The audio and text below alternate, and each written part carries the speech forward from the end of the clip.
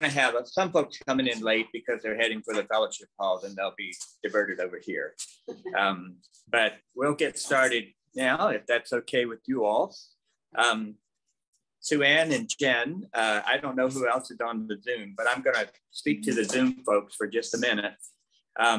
We're in a new room, and it's not an echoey room, which is why we like it for discussion.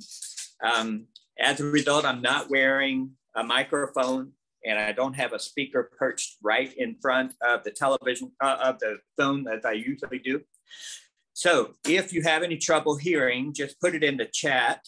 Today, we have Jen, who is watching the Zoom in the room, and she will be gathering any of the questions and comments on the chat and letting us know, okay? So Zoom folk, if you can't hear, put it in the chat, and Jen will take care of that. Okay, well, welcome everybody. Let's, someone said last Sunday after worship, said, when I read those 4 verses and I watched the presentation, I couldn't imagine that you could preach a whole sermon out of those 4 verses. And I said, well, next week it'll be even harder because we got 3 verses. But I think those 3 verses are just chock full of interesting things. And I'm just going to assume that Luke is very deliberately writing everything and wants us to pay attention to the details. So, all right. So we're going to read verses 5 through 7 today. And we'll start with any of the questions that you had coming out of the video. There'll be some bigger macro questions that we have along the way that maybe we're not ready to answer yet. And honestly, if I don't know the answer, you'll hear me say, I don't know. It's become my favorite term. All right, 5 through 7 in Luke chapter 1. In the days of King Herod of Judea, there was a priest named Zechariah who belonged to the priestly order of Abijah. His wife was a descendant of Aaron, and her name was Elizabeth. Both of them were righteous before God, living blamelessly according to all the commandments and regulations of the Lord. But they had no children because Elizabeth was barren, and both were getting on in years. This ends the reading. So just really quick from in the room, and if you're on the Zoom, you can put an answer in the chat. How many of you have ever paid any attention to these 3 verses before? See, Les had to because he's a minister, right? Most of us know generally that Zechariah and Elizabeth are John the Baptist's parents. Most of us know generally that Zechariah is a priest because that's part of the story. Was it helpful to you to learn that he was from the family of Abijah? Not when you first read it, perhaps, but then when you go back, yeah, maybe. Did it cause you to hold her in greater esteem to hear that Elizabeth was of the descendant of Aaron? Right. Okay. So there are a lot of references in here that are somewhat obscure. And I think what happens to us as readers of the scripture is when we see these obscure references, typically we just kind of read past it, roll our eyes perhaps, or just kind of put up with it because it's the Bible after all. What I'm hoping we can do is just kind of stop and back up a little bit and say, okay, writing, parchment, ink, all of these things were not easy to come by back in the day. And I'm convinced there's not a single biblical writer who threw away words and just wrote something for the heck of it. So when they write something, let's honor the fact that they're using valuable ink and parchment and time and all those little copyists who would copy it in their sanctoriums, scriptoriums over the years. This is all very, very deliberate work. And so we're going to honor all of it that way. Okay, so you heard a presentation, what I had to share about verses 5 through 7. Did you have some questions from the video that you want to make sure we address sometime in our discussion today?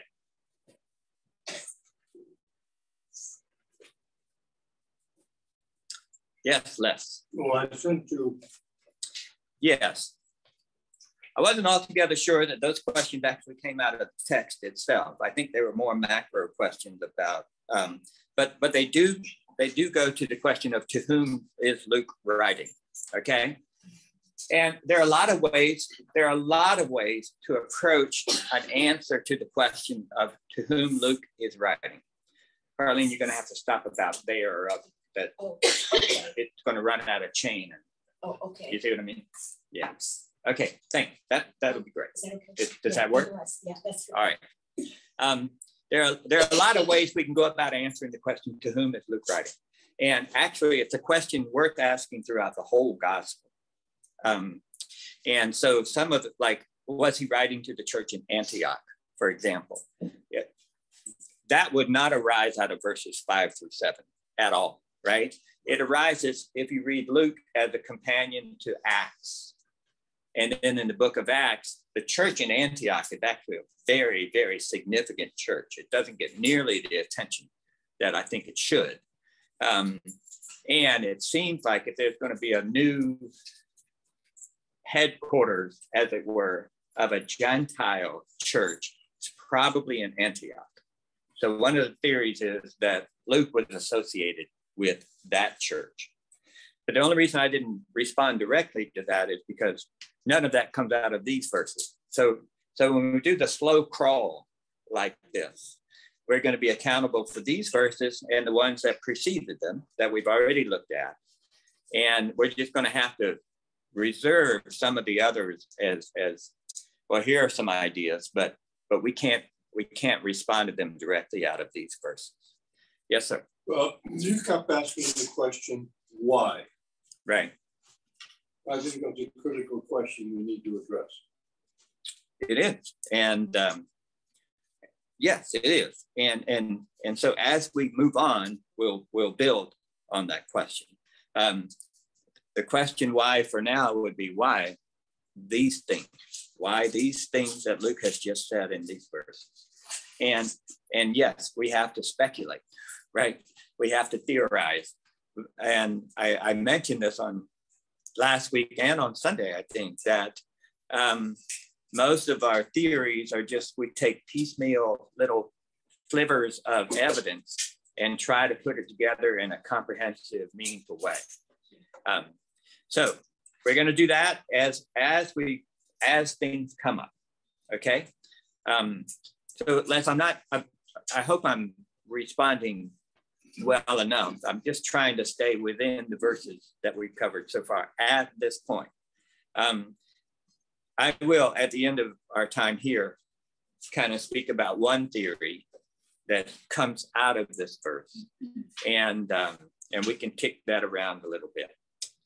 Okay, any other questions? Jen, are there any questions in the chat from? Okay, any other questions about the video? Yes, ma'am. Are we going to get a test? Yes. And, a little known fact is you have to pass it to go to heaven. It just came to me one day. Whoa. No test. I like to throw out the disclaimer that all the opinions you hear are mine and they may not be mine tomorrow. What we're doing is, there are a number of ways you can read the scriptures. There's the Lectio Divina, where you read the scriptures devotionally. I think it's a marvelous exercise. That's not what we're doing here. There's the kind of Bible study that I always found somewhat dreadful, that you'd read it and someone would say, well, what does this mean to you? And then you get to hear everybody in the room opine about it for about 5 or 6 minutes. And the reason I found it dreadful is the opinions usually had very little to do with what we had just heard. It just reminded of a song that our grandmother taught us once, or something like that. And so I'm trying to steer us really on a disciplined way of reading scripture. and trying to let the scripture shape the way we read the scripture. I just don't think that happens very often. That's why last week it was so important for me that that we pay attention to how Luke says, I worked really hard on this, and I decided to write this, and I studied this matter, and I'm trying to set the record straight and tell you the truth. We so want Luke to say, the Holy Spirit just filled me this day and told me to start writing these things. And we want to correct Luke. No, you didn't decide, but this is how Luke gives it to us. So it's always a matter of letting the scriptural writers speak for themselves, as opposed to squeezing them into our already determined boxes. It's a hard thing because it's hard to set aside a lot of our presuppositions. Okay, so let's just walk through a couple of things. First of all, I talked a little bit yesterday about King Herod and the mixed legacy that you get from Herod. I actually had to circle back and cut out about 4 or 5 minutes of what I had to say about Herod, because I'm trying to keep the video into 30 minutes. So I don't remember everything I said or everything I omitted. But I do want to just give you one story from the life of King Herod, just to give you a sense of what it's like to live in Israel, and particularly in Jerusalem, when Herod is king of the Jews. Remember, this is Herod the king, called Herod the Great. It's his son that's going to show up in the other stories. We only hear of this Herod in the Luke birth narrative that we're reading, and in Matthew's birth narrative. You remember there, he's the awful king who committed the massacre of innocents because he heard there was a new king of Jerusalem. That's not an insignificant title that the Magi were using. They're the newborn king, which he saw as a threat. And this is what he does to threats. He kills them, including his own sons. So this is a cruel tyrant. But the thing about cruel tyrants is they're often very effective. They get things done. They're good at making war. They're good at keeping peace because everyone's scared to speak up. So it's a mixed legacy when you have a cruel tyrant like this. So I mentioned that Herod was appointed by the triumvirate, which included Mark Antony and Octavian. I mentioned, I hope I didn't cut this out, that during the Battle of Actium,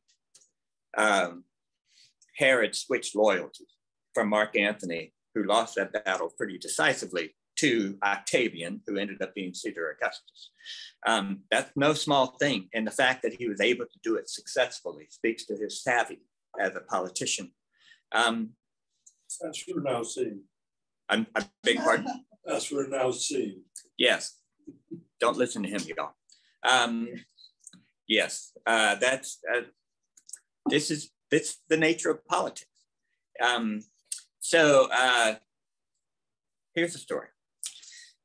We know that Herod rebuilt and added to the temple, and it was a glorious structure. There were beams of limestone in that building that were 40 feet long. Just imagine that. One beam, right? So this is, can you imagine the slave labor that went into building this building? Can you imagine the work in the quarries and the transportation, all of that stuff? Okay, but he was good at this. He was good at making these things happen. So you got this temple. He put priests on the building committee. So he was kind of building some cred with the temple structure. As I mentioned, I think yesterday, he printed temple coinage that didn't have the picture of the Caesar or Herod himself on it, because that's an offense to the Jews.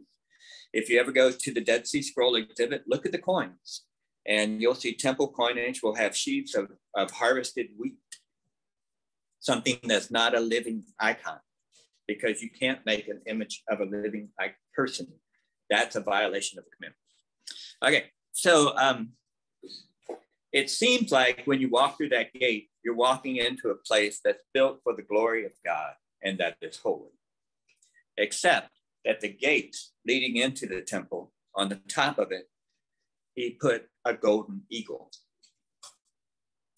There's nothing in the Jewish tradition for which the golden eagle would be a religious symbol of the glory of God.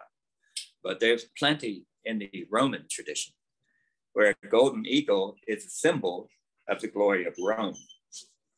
This was Julius Caesar's symbol. If the noise from the wind machines out there that I despise gets too loud, someone can shut that door, but it's up to you. It's okay with me. If anyone here wants to chat, they can let you know. So you've got this place dedicated to the glory of God, but to get there, you got to walk through the imperial eagle. In other words, you can have your religion, you can love God with all your heart, mind, and soul, to the extent that the empire lets you. Just remember who's ultimately in charge. And folks, that is an affront to the nature of religion. I think Paul Tillich named this really well, that religion is your ultimate concern. Your ultimate concern. If you are a worshiper of God in the first century, you say that there is one God, and above this God, there is no other.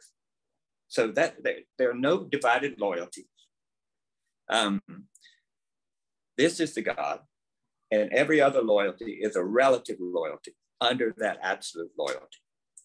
And by making people walk under the golden eagle just to get to the temple, it was a reminder that you can imagine this is your ultimate loyalty all you want, but we're giving you permission. So you're here by our will. And that was a horrible offense to the people of Israel. So there were a group of rabbis who were preaching against that and railing against that. And some of their disciples climbed up there in the middle of the day and chopped it down with an axe, this golden eagle. And Herod was incensed when he found out about it. He was actually held back from doing everything he wanted to do. But one thing he did do was to find the people who did it, the people who helped them, the rabbis who encouraged it, and he burned 40 people alive in the streets of Jerusalem over this offense. So another way of saying, you can worship God all you want, but I'm more important than God. The empire is more important than your God. We allow gods, but we're in charge. So yes, King Herod is very much like politicians today, but that assumption is very much like political assumptions, not on any one individual, but we have to struggle with where is our loyalty. Are we primarily Americans? Are we primarily whatever our ethnicity is? Or are we primarily children of God, which is international, transnational, trans-ethnic, trans-color, transgender, so to speak. It's greater than all those things, right? That's why we start worship with a call to worship. And we sing songs that talk about we're here by dint of the glory of God, and there is no higher loyalty. But there will always be competing loyalties. So to live in Jerusalem in the first century under King Herod meant that you had to put up with this kind of arrogance, hubris from the empire, these constant reminders that they were in charge, not you and your God. And that invoked a lot of resentment. So we're now looking at probably somewhere around the year 4 BCE, 4 before the Common Era. When they set the calendar, we know they were off by about 4 years. So all of this is around 4 before the Common Era. I was getting ready to make a really profound point, and I think I have lost it entirely. So something happened. Anyway, oh yeah. So in the year 66 of the Common Era, the year 66 through 70, there was a Jewish revolution. They just wouldn't take it anymore. And they revolted against the Roman Empire. They looked back at something that had happened about 200 years before with the Maccabean Revolution. You've heard of Judas Maccabeus and the celebrations around the Maccabean Revolution and so forth. Judas Maccabeus threw off the Greek Empire, and Israel had about 60 years of self-rule. And so these folks from 66 to 70, it was all about trying to throw off the Roman Empire and establish self-rule. It's called the Jewish Revolution, the Jewish Revolt.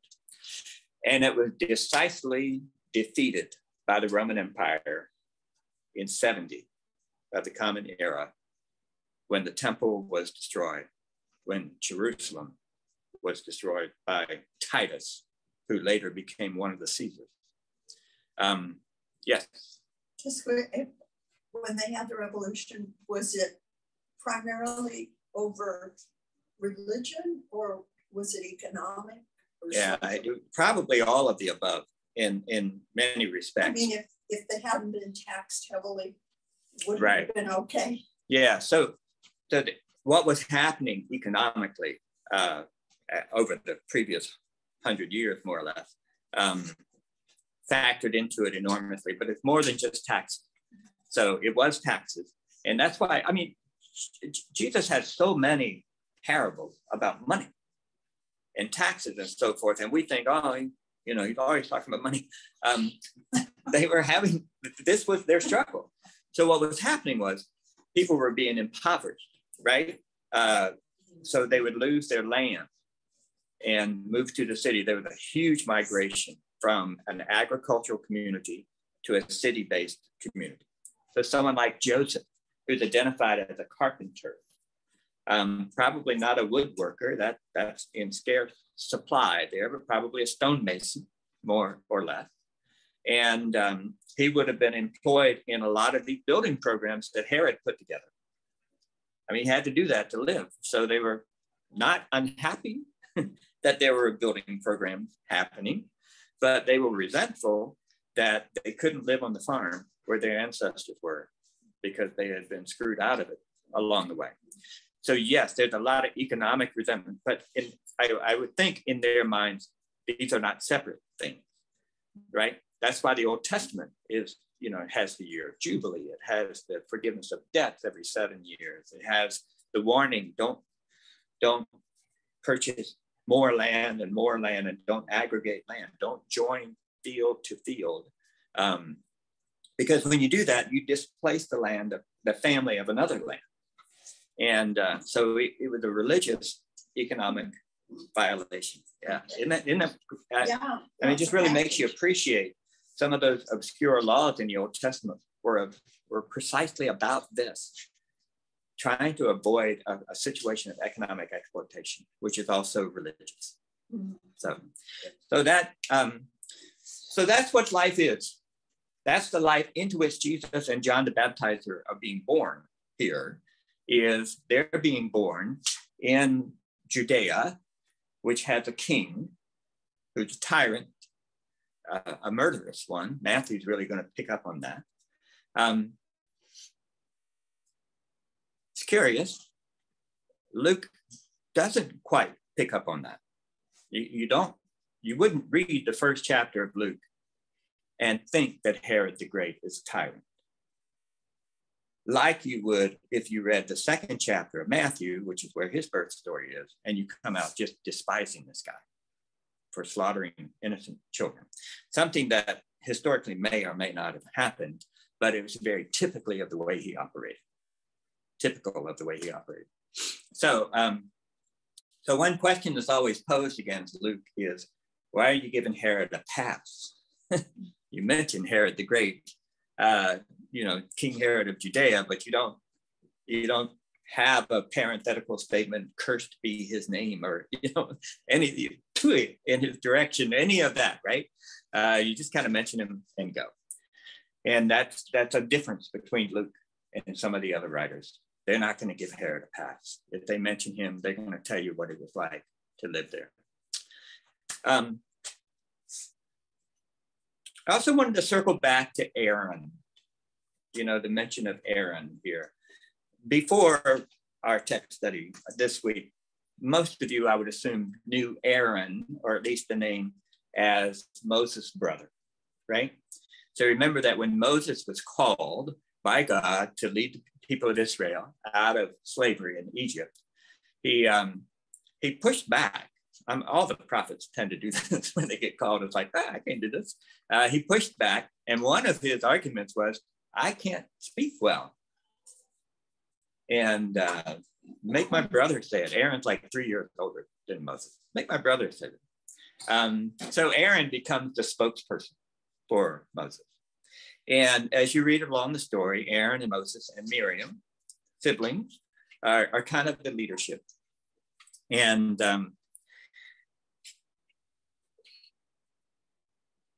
Aaron has a very mixed legacy himself. If you look at Acts chapter 7, if you want to read a nice little history of the people of Israel, read Acts chapter 7. This is the moment when Stephen, who's one of the new deacons of the church, has been proclaiming the gospel. So you deacons take note. You're supposed to be out there proclaiming the gospel. And he's the first martyr of the church. Deacons, take note. But before he dies, he offered the defense of himself to the people who are ordering his execution. And he gives a history of Israel. And it's a very select history. It's one chapter. It's a history of Israel to show that Christ is the fulfillment of the longing of Israel and so forth. It's a nice look at how a first century Christian might see the death and resurrection of Christ as a matter of continuity from the Old Testament and how they express their faith. So it's a great little chapter, chapter 7 of Acts. And Stephen mentions Aaron because of the incident with the golden calf. It's kind of that thing that when you're gone and years pass and people remember your name, is that the thing they're going to say? But remember the golden calf incident. So that's part of Aaron's legacy. But another part of Aaron's legacy is that he was the priest, and there's a priestly line.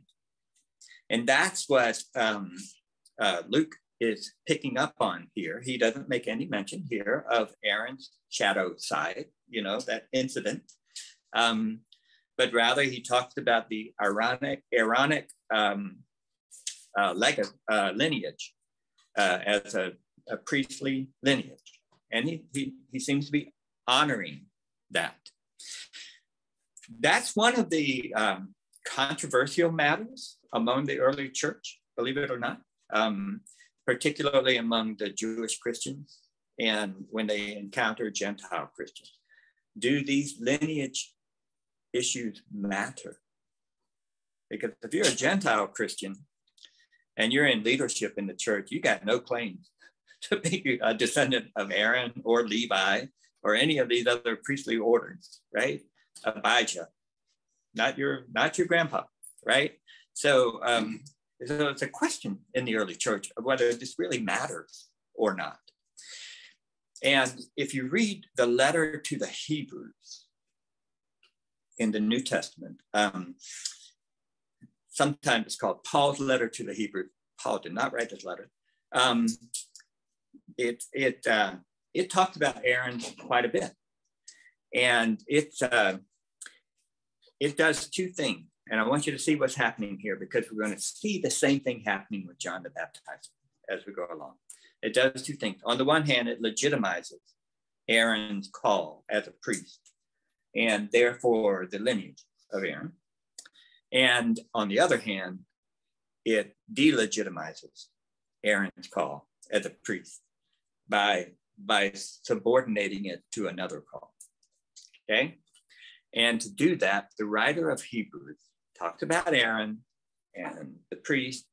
He says, but this lineage pales in comparison to the priesthood of Melchizedek.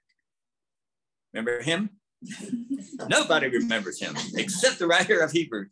Melchizedek, who the writer of Hebrews says was an eternal priest without any beginning or end. And then, of course, he makes the connection that this is the priesthood of Jesus, and it's greater than the priesthood of the order of Aaron. All right, so Melchizedek, who in the heck? There's a story when Abraham comes back from winning a battle. Abraham had a lot of servants, and apparently they made a pretty good army. And he comes back and he meets a priest who is also identified as a king of Salem named Melchizedek. We don't know anything about this guy. He comes out of nowhere in the story. He shows up and Abraham gives him an offering and he blesses Abraham. And then they keep going. Okay. The writer of Hebrews really invests in Melchizedek. The fact that we don't know anything about him in his mind means that he doesn't have parents. He just came from God and he doesn't go away. He's just here. It's a new order instituted by God. And very important to him, Abraham, the father of the nation, whose great-grandson will be Levi, who's the father of the priestly class. So he actually says in the book of Hebrews, Levi, who is still in his loins, hadn't yet been born yet.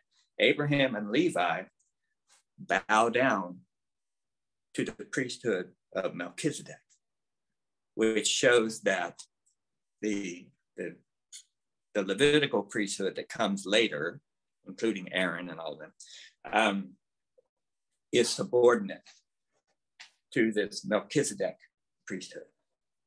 And he said, now we have a high priest, not like Aaron, but like Melchizedek. And like most people, I read that and I'm like, what the heck? You know, how do you build a whole theology on a passing reference to a dude back in the book of Genesis? But the writer of Hebrews does that. And notice then his strategy is to say, yes, the Aaronic lineage and priestly lineage is important, but it's subordinate to the timeless priesthood of Jesus Christ. Because that's basically going to be every gospel writer's approach to John the Baptist. Yes, he was born by promise, and you know he's a prophet sent from God. He's kind of the final prophet in that respect, and they honor him, but he's subordinate to Jesus. And they're all going to make that same move: honor John, subordinate John. And that's what the writer of Hebrews does with Aaron. It's not what Luke does. Luke just mentions Aaron and doesn't bring up the shadow side, doesn't subordinate him, doesn't do any of that. He's just telling the story. So that becomes another interesting feature of Luke's storytelling, is he's not going there. Whatever it is the writer of Hebrews had to fight about, Luke's not going there. He's just presenting this as John the Baptist's story is part of this Aaronic lineage. Does that make sense? I mean, I'm not telling you anything great. I'm just telling you how this is happening, right? I love it. Yeah, I know. It's just fascinating because remember, this is storytelling, but it's not dictation. It's intentional storytelling. So it's coming in a certain way. Okay, so I did mention also, and I want to make sure we really focus on this because I think this is terribly important, is how Zechariah and Elizabeth are presented almost as representations of Abraham and Sarah. Okay, they're both getting on in years, which means they're not going to have a baby. That was the issue for Abraham and Sarah. Elizabeth is barren. We don't know how Luke knows that. It is the way childlessness is described in the scripture under their patriarchal authorship. It's always her fault. Always her fault. course. So there, I want to, I know, you'll hear more about that on Sunday. I want to remember a scene from Cheers. Remember that show, Cheers? Where Sam, who's just this awful person, actually, he's the bartender, and then there's Rebecca, who comes onto the scene later. And at one point, they're trying to have a child. And of course, the psychologists and psychiatrists on the show are getting involved, trying to get them to relax and have a child, too anxious and all that stuff. But they've determined that one of the two of them can't have children. And so they're going to go to the fertility doctors and figure out who it is. And they have these lovely little conversations like, it's not anybody's fault. It's just the way it is. We just need to know so we can figure out how to go around it and have a child. And it's lovely, it's affirming. And then Rebecca gets her results and looks and says, "It's your fault." All that lovely, we're in this together stuff goes out the window. It's your fault. And that's almost the disposition of the biblical writers. Every time the word of the woman says, "It's your fault," right? So in the story of Abraham and Sarah, you got a point, because Abraham is actually able to produce a child with Sarah's handmaid. In the story of Elizabeth, we have no idea how anybody knows this, because I don't think it's a medical point. I think it's a theological point that Elizabeth is Sarah. Because remember, Sarah's child, Isaac, was a child of promise. When the whole covenant between God and the people of Israel began, it began with the promise to Abraham that you will have a child and that your progeny will be like the sands of the sea and the stars of the sky, right? So you got this promised child who becomes Isaac. He's got an older brother, Ishmael, half brother, and he's not the kid of promise.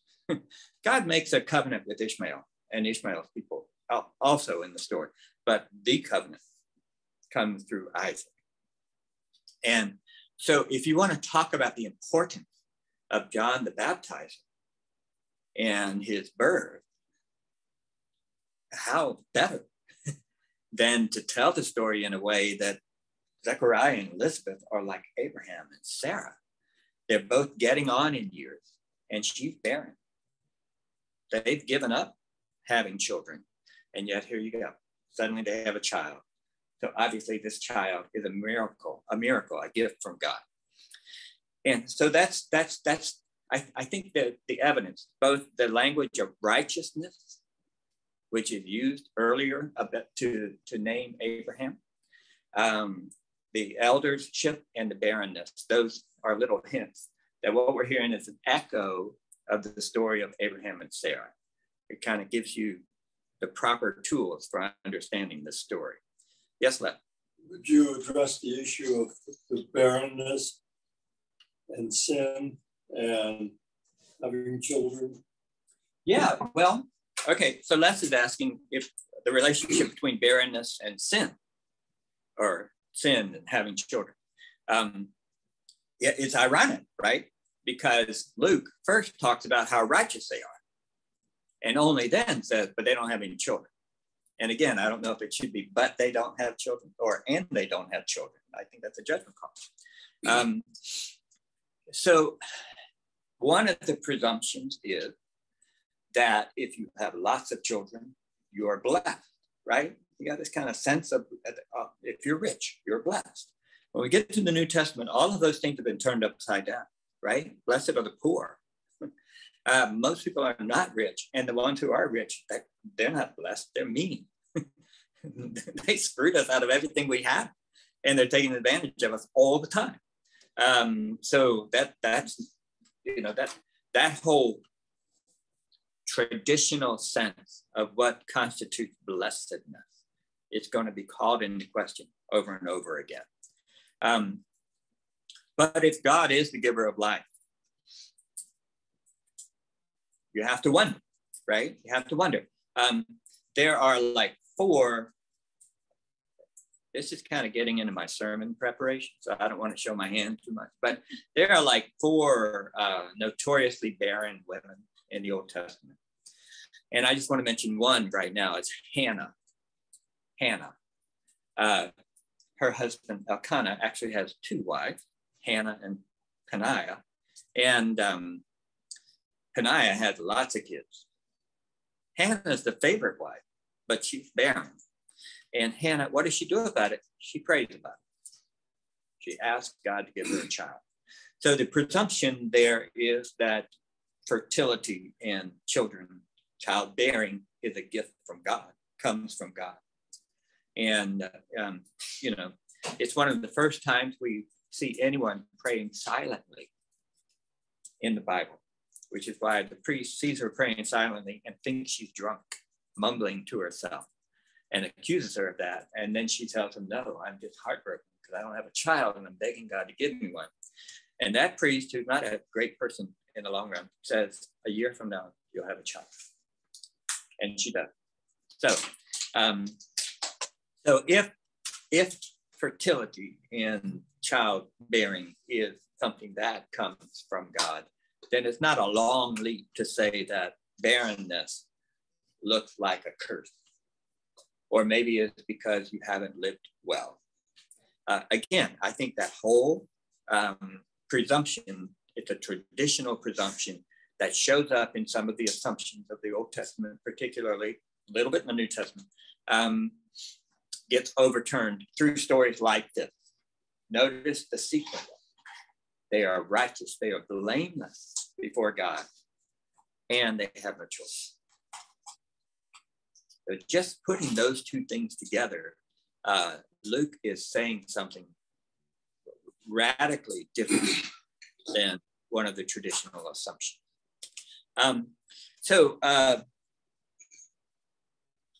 Here's the irony here, okay? When Abraham and Sarah, they get this promise that Sarah's going to have a child. They don't seem to altogether trust it. Sarah certainly doesn't. First thing she does is she gives her handmaid Hagar to Abraham and says, have my child through her. I know that sounds weird. It's a cultural thing. It's not terribly different from the levirate marriage, where if a man dies, being married, not having produced a child, his next youngest brother would marry and produce his children through her. Okay, so there's not that kind of atomistic individualist assumption here. So Hagar is Sarah's gift to Abraham for making sure he has a son. It doesn't go well from Sarah's perspective, because Hagar has a son and now Sarah's jealous, and this is kind of an ugly incident. And God, it's like on 3 different occasions, God tells Abraham, you're going to have a son, and finally clarifies, no, not the handmaid's son.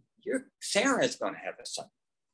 Okay, and when this happens, there are these angels that, and I use quotes because first it's the Lord, and then it's angels of the Lord, and then it's men. They kind of morph throughout the story. But they come to visit Abraham, and they're in his tent, and Abraham tells his servant and Sarah, let's get some cakes on the griddle, let's go kill something and cook it and feed these people. It all happens within a matter of 2 or 3 verses. That's a 5-hour process to make bread, right? I mean, this doesn't happen overnight. Anyway, they feed them. And so here's Abraham with these visitors in the tent. And just outside the tent is Sarah. And they tell Abraham, you're going to have a child. And he says something about Ishmael. And they said, no. Sarah's going to have a child.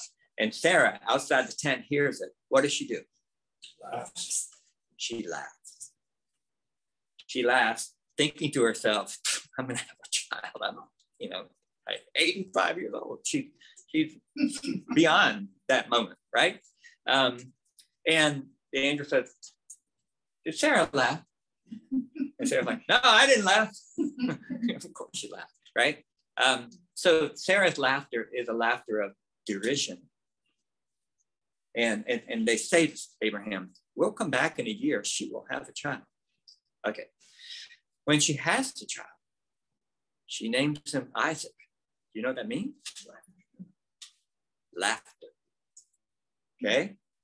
So it's kind of a marvelous thing that she steps into her foolishness, right? Into that derision and say, I laughed. But this really is a laughable occasion. People will laugh with me and no longer laugh at me, the one whom they shamed because she had been barren all these years. So now you get a glimpse into this long life of Abraham and Sarah together and the reputation that she's had to put up with as the barren one, that she didn't serve her husband well. She wasn't fruitful and multiplying the earth. She wasn't being a good child of God. Probably this is akin to not walking blameless in the eyes of the Lord. Now she has a child. She names him Laughter, and she says, now people will laugh with me, that in her old age, Sarah had a child, and they'll celebrate.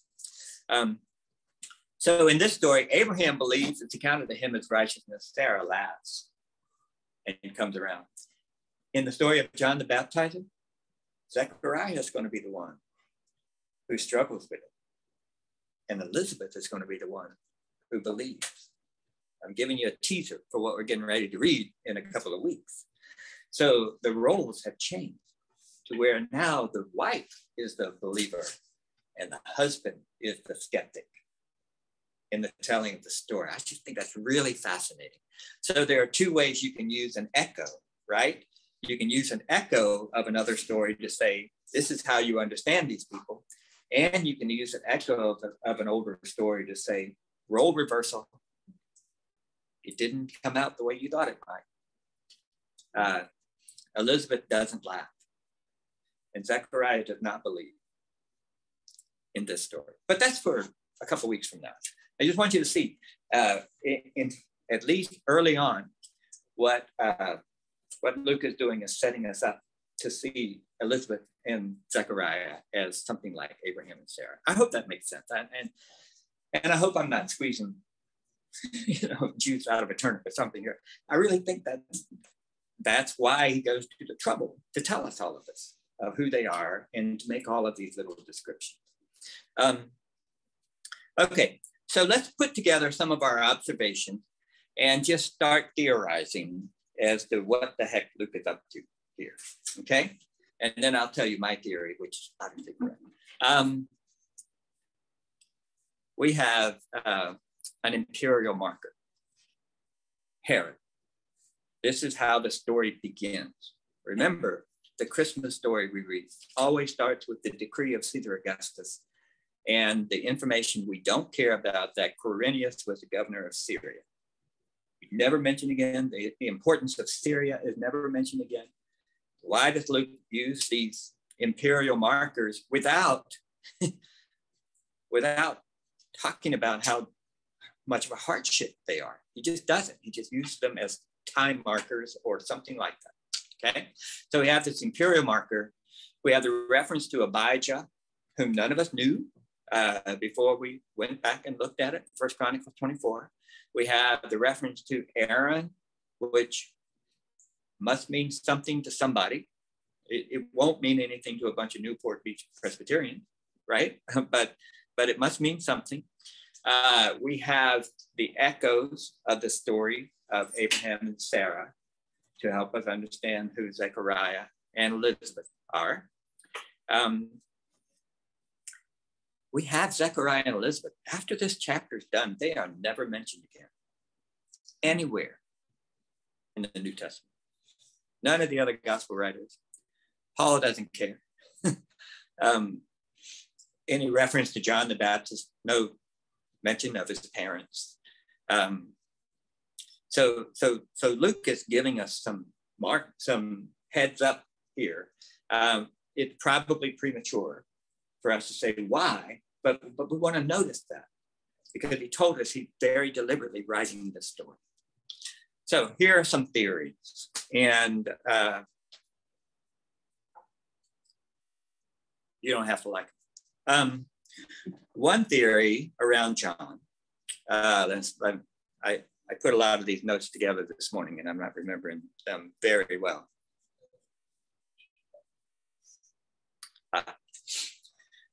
So if you follow the argument of the writer of the Hebrews, who posits the priesthood of Aaron over and against the more the better priesthood of Melchizedek, one thing you could have with this story is that Luke is introducing this very temple-centric family as being valid gifts of God, called by God, but this is all going to be completely overwhelmed by another story of a virgin who gives birth to the child of God, right?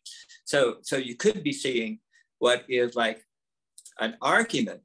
Let's say Luke was written around 85 in the Common Era, which is pretty typically when Luke is dated as having been written.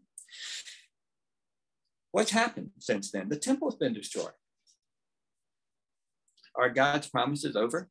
The destruction of the temple was a theological problem for Jews and for Jewish Christians, because that's supposed to be where the presence of God was most powerfully situated. So what we're getting here is a little bit of a story that validates the history of the temple structure, but then it's going to introduce something greater. So now you can say, yes, the temple is destroyed, but God's promises still come through. See how that works? So one possibility is that what Luke is trying to do is offer an apologia for the temple and a validation of the temple, but recognize that we're in a new moment now. And you do that with letting John the Baptist family be temple representatives, and then you have Jesus come on the scene, who is greater. And John will say later in Luke's gospel, Jesus is greater. They all say that, okay?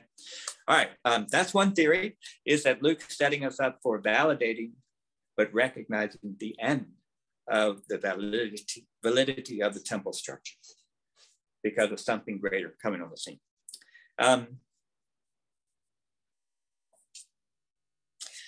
I read another theory. It was written by, I think he's an African theologian serving in Buckingham. And he, I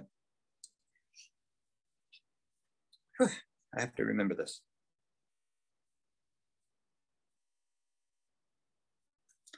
He also is writing about how this is an important moment between the relationship between Judaism and Christianity.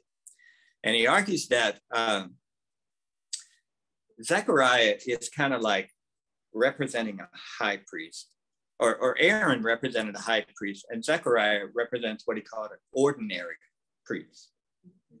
Because if you read Luke's gospel and the book of Acts, there will be priests who become followers of Christ and who are helpful along the way.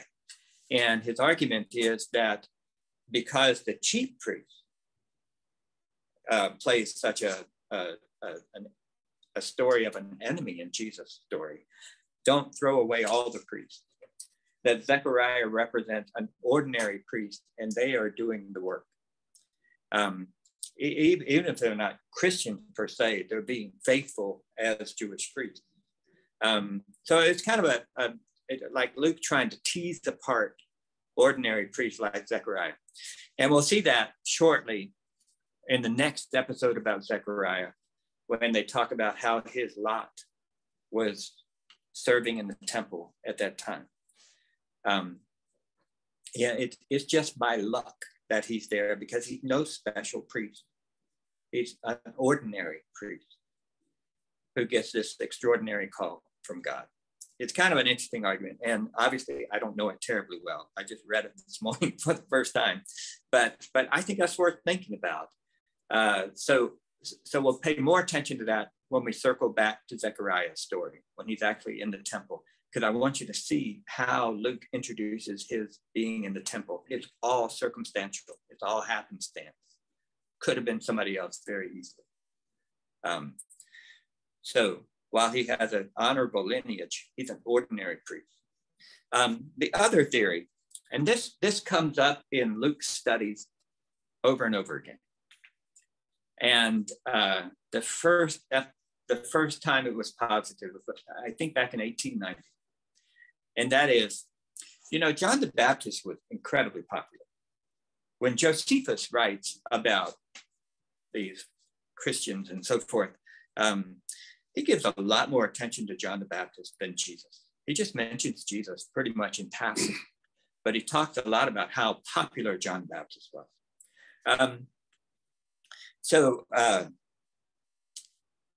One thing we don't know much about, we know that it was there, but we don't know much about it, is there was a pretty significant, you could call it, church of John the Baptist for a long time, through the first century and into the second. We know that John the Baptist had disciples, right? That's mentioned several times in the Gospels. We know that John the Baptist taught his disciples how to pray. And they were asked Jesus, why didn't you do that? So Jesus gave us the Lord's Prayer.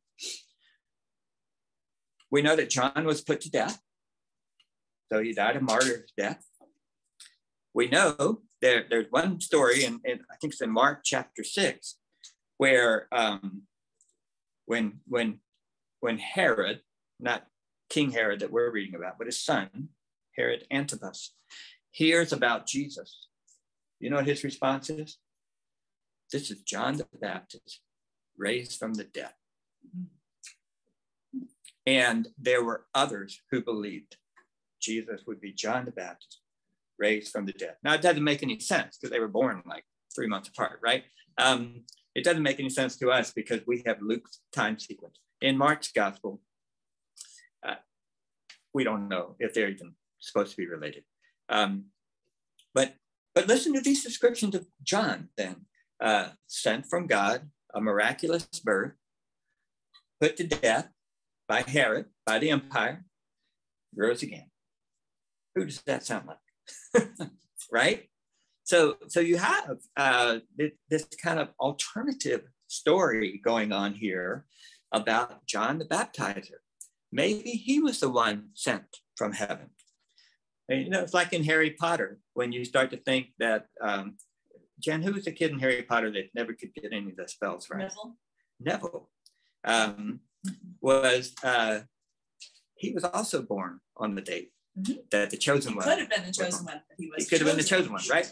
So you have these kind of competing ideas of which one of these is the chosen one. John was fabulously popular. Died, might have come back.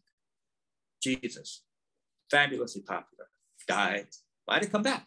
You got these two different groups arguing over which one of these is the story. I don't know if it's a real active argument, and it's pretty decisively won by the followers of Jesus and all of that. So one theory that's been around now for well over a century is that, remember Luke said he studied all of these writings in order to write this? One of the sources he would have had would have been the Church of John the Baptist. And this was their story about how John the Baptist came by promise of God through this Abraham and Sarah figure and was born in their dotage when no one expected that. So it's a miraculous birth. And that once the story of John the Baptist circulated independently as one story. So you have to read ahead a little bit, right? You start with verse 5, you go down through verse 24, but then you have to skip all the stuff about Jesus and Mary visiting Elizabeth and start then in verse 57. And now you've got the story about how John is born. Once upon a time, that was just a single story unit. And it was all about John the Baptist, not about Jesus.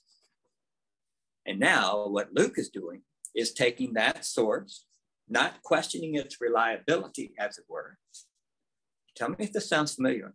Validating it, but weaving it into the Christ story to subordinate it to the Christ.